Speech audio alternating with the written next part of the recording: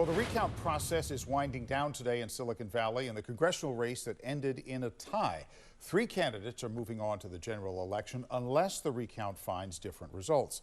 ABC 7 News reporter Zach Fuentes has been following the process from the start. He's live in our San Jose bureau with more on where things stand now. Zach, it's close again.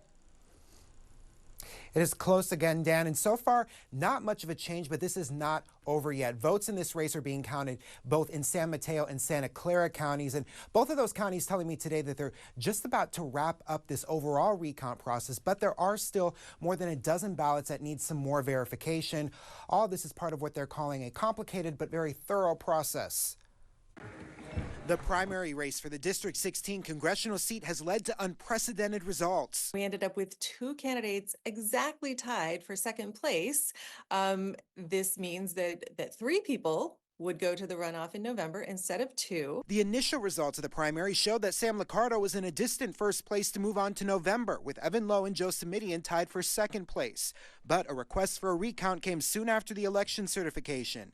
That request came from Jonathan Padilla. According to his LinkedIn profile, he was a policy and finance director for Liccardo's 2014 San Jose mayoral campaign. He requested the recount on behalf of Lowe. Lowe's campaign said they're not connected with him, insisting Padilla is acting on behalf of Liccardo's campaign. Liccardo's team has also not claimed a current association with Padilla. It's unclear exactly, if there's been any coordination between the front runner, Sam Liccardo, and the person requesting the recount.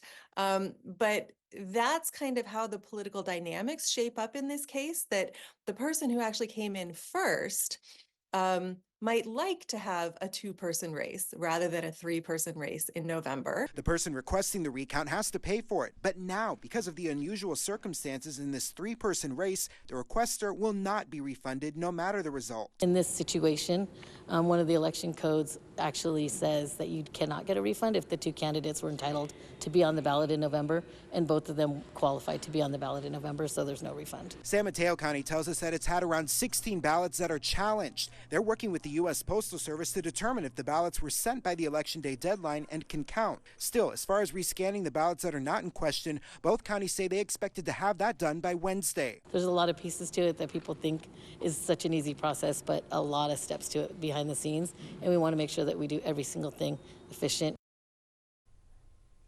Now, I spoke with San Mateo County just about an hour ago. They tell me that they are done rescanning all of the ballots that they know can be rescanned, but it's those challenge ballots that they still have to work through and determine whether or not they can count pending the verification from the U.S. Postal Service. They say they hope to have that done within a couple of days. Right now, live in San Jose, Zach Fuentes, ABC 7 News.